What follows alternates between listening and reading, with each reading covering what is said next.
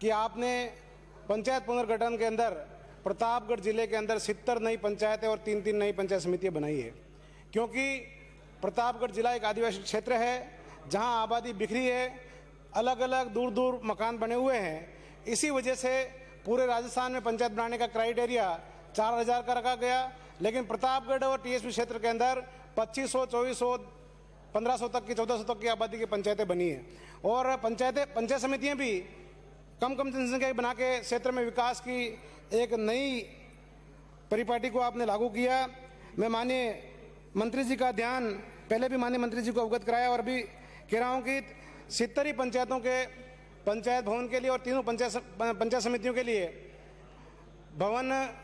निर्माण के लिए राज्य मद से राशि आवंटित करें, क्योंकि पंचायतें छोटी है और बिखरी आबादी है, तो 5-5, 6-6 लाख रुपए पंचायतों की किस्तें आती है, जिससे भवन निर्माण नहीं हो पाता है। और केंद्र सरकार की उदासीनता की वजह से मटेरियल का पैसा काफ़ी समय से 1.5 साल से आता नहीं है नरेगा में, उसकी वजह से नरेगा में भी कोई लोग भवन बनाने के लिए तैयार नहीं है। इसलिए माननीय मंत्री महोदय से निवेदन है 70 पंचायतों और तीनों पंचायत समितियों के भवन बनाने के लिए राशि आवंटन करने की कृपा करावें। आज जल जीवन मिशन जो है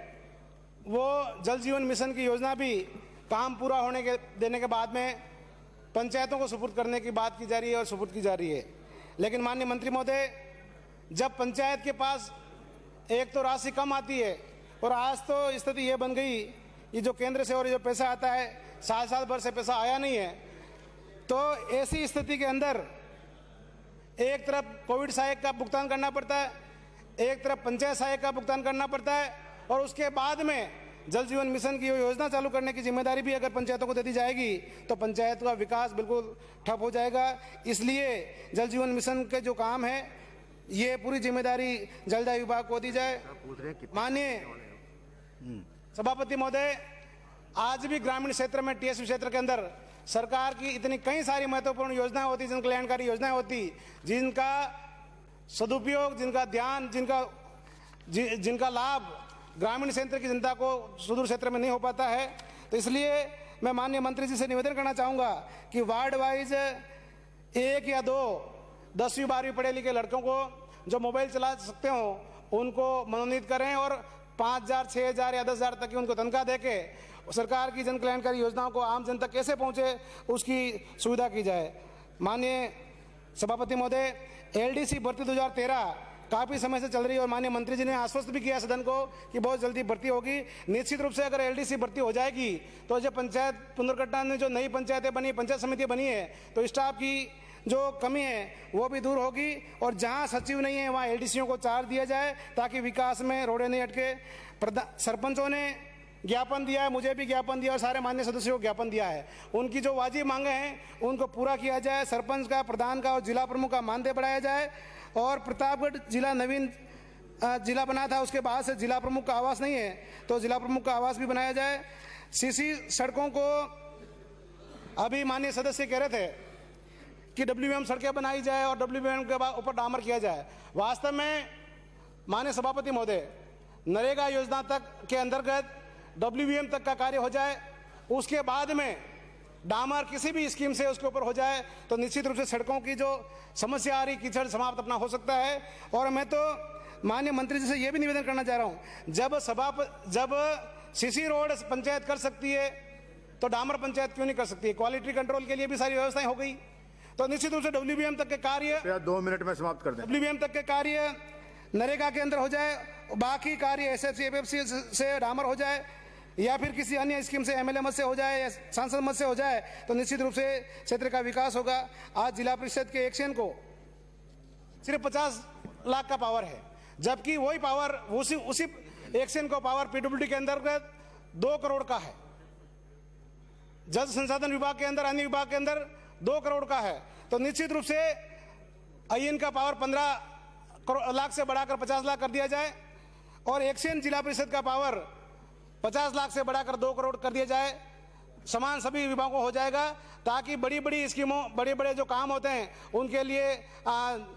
फाइल जयपुर स्तर पर नहीं आवे, ताकि ज़्यादा समय का दुरुपयोग नहीं हो। और जिला परिषद के हर जिला परिषद के अंदर एक वाटर शेड का एसी की नियुक्ति होती है और पूरे राजस्थान में सभी जगह वाटर शेड के एसी बैठते हैं, लेकिन उसके बाद में भी सरकार की पंचायती राज की जो स्कीमें हैं 50 लाख से अगर 1 रुपया भी ज्यादा हुआ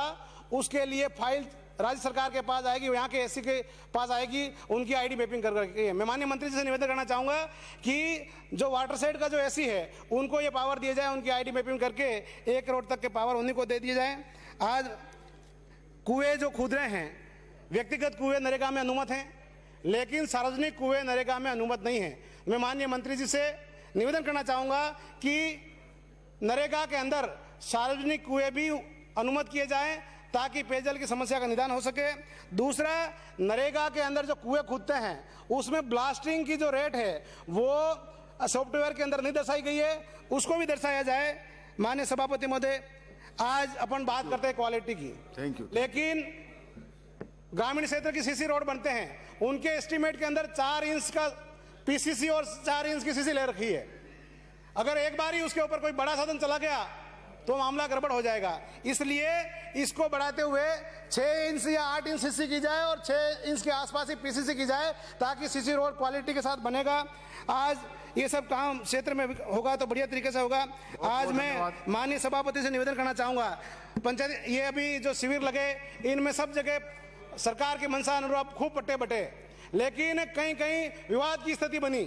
क्योंकि मेरा आपसे और माननीय मंत्री जी से निवेदन है कि सारे पटवारियों को निर्देशित करें कि आबादी भूमि जितनी भी है उनको सीमांकन करके पंचायत को दी जाए ताकि पट्टे में बाद में लड़ाई झगड़े नहीं हो। माननीय सभापति महोदय, मेरा तो यही निवेदन है कि जो बात है, जो पंचायती राज की जो कमियां हैं उसको दूर किया जाए। बहुत बहुत धन्यवाद साहब। जय हिंद, जय भारत। सभापति